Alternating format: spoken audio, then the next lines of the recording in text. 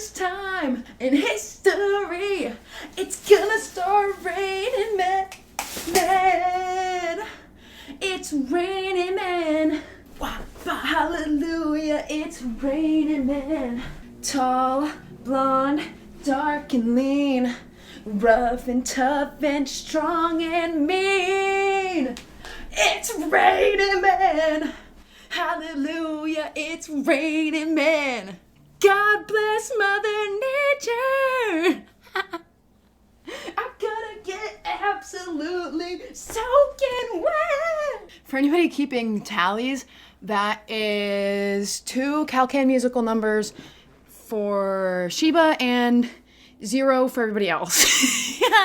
So, Kagurabachi Chapter 113. 10 out of 10, peak as always, you know me. And it is a big day for enjoyers of hot people, such as myself.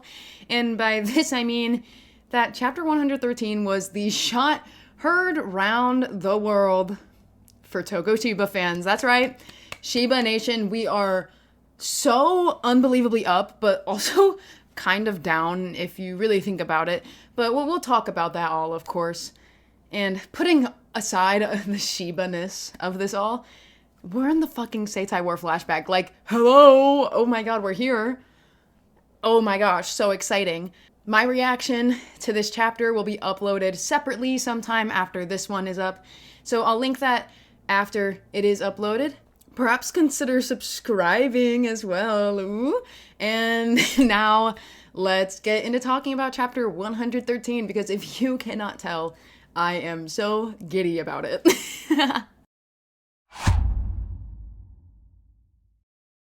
Open the chapter.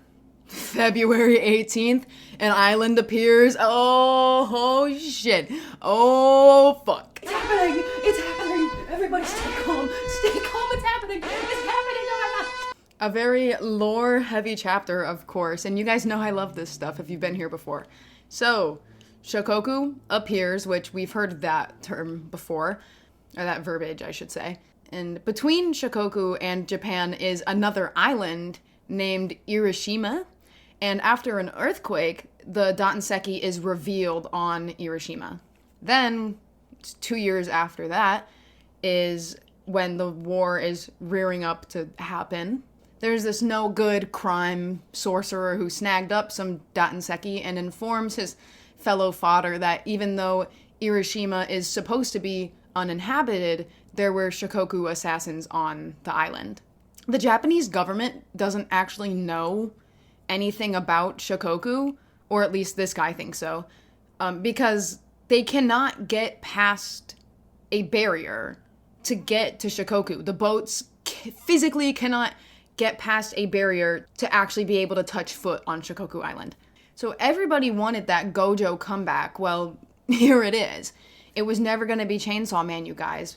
You were looking at the wrong series. It was Kagurabachi Chapter 113 all along, because this island has infinity. Close enough. Welcome back, Satoru Gojo. For real though, I love all of this lore that we're getting, of course, and here's where it gets extra good, because our beloved Togo Shiba appears out of fucking nowhere. Shiba jump scare, and I fucking love when Shiba does this shit. He just shows up someplace so quietly and so nonchalantly. It's so fucking good. I love when he does that stuff, and he just appears here, pops up literally out of nowhere, using their ashtray too. Like, it's so funny. And I want to talk about young Shiba's design, because holy shit, it's so good. I love his little, like, half up, half down hair, the little... Oh my god, it's so cute. His bigger eyes to show his youth, and he's just a little, like, smaller in general. It's so perfect. I'm gonna be real, I was a little worried for when this arc finally came that most of the characters would kind of just mostly look how they do when they're, like, full grown. Because young Samura looks pretty similar to his older design. And whenever we got that flashback of Shiba and Azami and Kunishige so long ago, they all just kind of looked like their adult designs. Which, of course, Hokuzono's art style and just art quality in general has progressed so much since then. Also, he probably didn't have their younger designs, like, fully in his mind planned at that point. So Either way, I was a little worried, and I didn't need to be because Shiba looks fucking amazing, and you can actually, like, clearly tell the distinct differences between young Shiba and older Shiba, even with their outfits being literally the exact same. I love it so much. He looks so cutiful. He looks so good. Oh my gosh, I'm obsessed. And classic Shiba pulling people into the sky. What a guy. And this time, they just go splat onto the ground after he drops them out of the sky. Roll back the clip, roll back the clip. Hallelujah, it's raining men. The criminal guy that retrieved the Dattenseki says some pretty interesting things. So it starts with him saying, "You must be Togo Shiba. If you are, I know I can't beat you." So I'll pause this right there, because as a wise man once said, Shiba upscale. Me. I am that wise man. Then he drops a bomb on us. Get ready for this one. Get a load of this. The Soga clan's guardian. You call yourself a sorcerer? You're the government's dog. So much to unpack here. Togo Shiba, the Soga clan's guardian? the fuck? So first off, Shiba protects Soga's family. Okay. I mean, that tells us something about Shiba, but then that also tells us that Soga's family is clearly important, like not just him for his, war efforts, aka just killing 200,000 people. But his family clearly has some importance, and his family name has a weight to it. Soga isn't just some talented prodigy that they found on the street. No wonder he was good so young with swords. He probably had the resources to get good with proper training. And his family, I'm gonna guess, is probably recognized by the Japanese citizens as good. They have like a positive perception, I would guess, because this criminal guy seems to have a distaste for them, but he's a criminal. This makes the government hiding the truth of the malediction make way more sense, because it's also clear that Soga's family is connected to the government. Because right after this guy recognizes Shiba for his work with the Soga clan, they call him a government dog. This is a part of the same point that this sorcerer is making. So this is a whole new can of worms, because Soga and Shiba are more connected than we all would have thought. And another part of this is how it connects to Chihiro's mother, who is Soga's sister, part of the Soga clan. It is very possible that Shiba introduced her to Kunishige. And in that same vein, Shiba probably introduced Soga, Akimura, to Kunishige as well. So, like, Shiba was probably the bridge connecting and bringing all of these people together, which is fucking crazy. At least that's how it seems at the moment, which is actually bonkers and such an interesting development that I know I did not see coming at all. This little guy with the hair streak, Mashiro, this guy's a goner. I'm thinking, hi, Brara, JJK. This guy, yeah. Mm-hmm. His design is cutesy. I like his earrings, and I like his little hair streak. That's cute.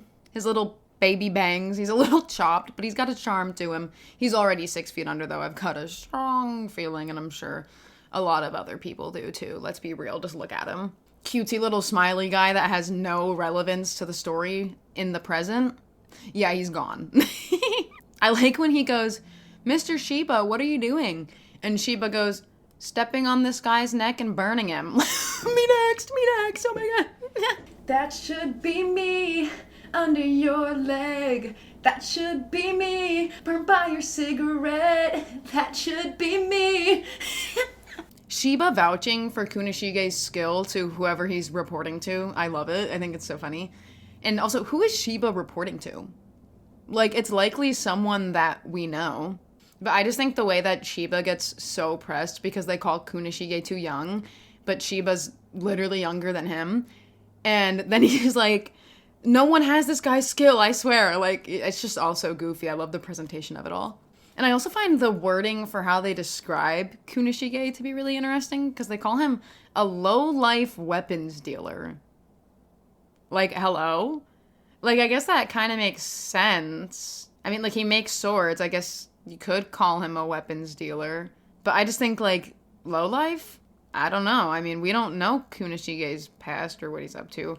And, I mean, that could just be their perception of him as well. It likely is. But, like, you know, it scratches your brain a little bit. You're like, huh. And scientists doing research on the Dantenseki in a lab? Close enough. Welcome back, Sojo. I feel your presence. I feel your presence. We didn't get you ass in the bath last week, but we've got you this week.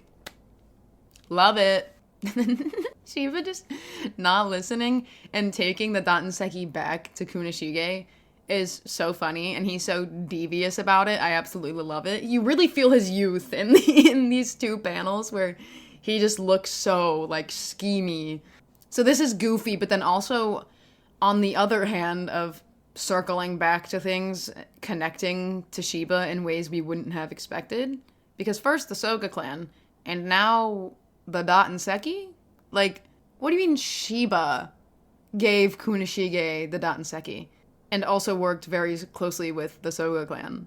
Like, Shiba gave Kunoshige the Dantenseki, which led to the creation of the Enchanted Blades, probably introduced Soga and his sister to Kunoshige, leading to one very bad thing and one very good thing, the malediction and the birth of Chihiro. How is Shiba at the forefront of all of this? Like, what the fuck? And this is what I meant earlier when I said, like, Shiba fans are so up, but we're also kind of down in a way. Because I love all of this attention for Shiba and the importance and the weight of his actions here in hindsight. But it's also down because it's like, the domino effect with this is fucking crazy. Like, Shiba is so much guiltier in all of this than we all expected, and more than he would have expected too, obviously. And I think that would be a super interesting concept to explore as well. And, like, we've seen hints of his guilt and all of that before, but now we know that there's even more to it because, like, he finds Kunoshige dead, right? He finds Kunoshige killed. He's the one that gave Kunoshige the Dantenseki in the first place, and, like, that's why he was killed, because of the Enchanted Blades. And just from point A to point B, like, how did we get from Shiba working for the Soga clan and then giving Kunoshige Dantenseki to the malediction pipeline to Kunoshige being killed pipeline? Like, what the heck? It's just also interconnected in a way that I really was not expecting. And I think it's so interesting and exciting, personally. Even with all of Shiba's ties in the bad stuff, I personally think we are still so up just because his actions have that much significance. Like, hello. Let's fucking go. Like, negative press is still press, you know? So Shiba fans, take it in stride, dude. I am so here for this. Yes. And of course, we end on a shot of young Kunoshige forging, which is gorgeous, first off. And we get, of course, the text on it, Seitei War Arc. We're so fucking back. Oh my god. Oh my gosh. So exciting. I'm so pumped. Okay, that's all the details I have to discuss about the chapter itself. But oh my gosh, I think I could gush about it for like 40 million years. It's so good. Predictions for next chapter. I reckon we'll see Shiba giving Kunoshige the Dantenseki. And maybe we'll see some more familiar faces. I think that would be fun. I think perhaps next we get our third face in our beloved trio. So, Azami, perhaps? I would love to see young Azami. I feel like he would be just the cutest little guy. You know, baby of the group. He's the little emo guy that got kicked out. I think he'd be super cute. I want to see baby Azami. And can we talk about how I got the arc prediction right? 2 videos in a row, I was like, predictions, the Seitei War flashback would be pretty cool. That would be a pretty good spot to put it, right? And I got it right. And I know I wasn't, like, the only person thinking this, obviously, but, like, this doesn't usually happen for me. So, like, let me have this win, okay? I came up with it on my own. It might not be an original thought, but I came up with it on my own. I came to that conclusion on my own, so let me have this. Let me have this win. I single-handedly predicted it, and you guys can all thank me and come to me and be like, wow, this is all Calcan's doing. And she's the only person in the world that predicted this. How could she have guessed? Yeah. That's the Kagurabachi girl difference. subscribe. I make Kagurabachi Chapter videos every single week. And like I mentioned, I'll have a reaction to this chapter up as well. Like this video as well. Like I like Kagurabachi, like you like Kagurabachi, and you're so fucking excited for this arc. I know I am. I've only said that like 40 million times. Comment down below as well. I love comments. I love reading what you have to say. Why am I like singing this whole thing? Become a channel member. You get a shout out at the end of the video. And also, I was trying to think of more perks to do, and I decided that I want to do members only shorts where I talk about literally whatever the fuck I want to. I have ideas for like stories to tell, really just whatever pops into my mind that I want to yap about. I'm going to do that, and it's going to be members only shorts. So if you want to hear me yap some more extra things and talk about perhaps some Calcan lore, then that will be, you have to become a channel member. It's a good way to support the channel, a good way to support Calcan. Thank you so much for watching, and bye-bye. We gotta address the nations, and we really just have like one to address, let's be real. You can still see the umbrella. I don't care about the dumb superstition umbrella indoors. Now, if something bad happens, then you know why. But, that's, yeah. Anyways, Shiba Nation. Holy shit. Holy shit.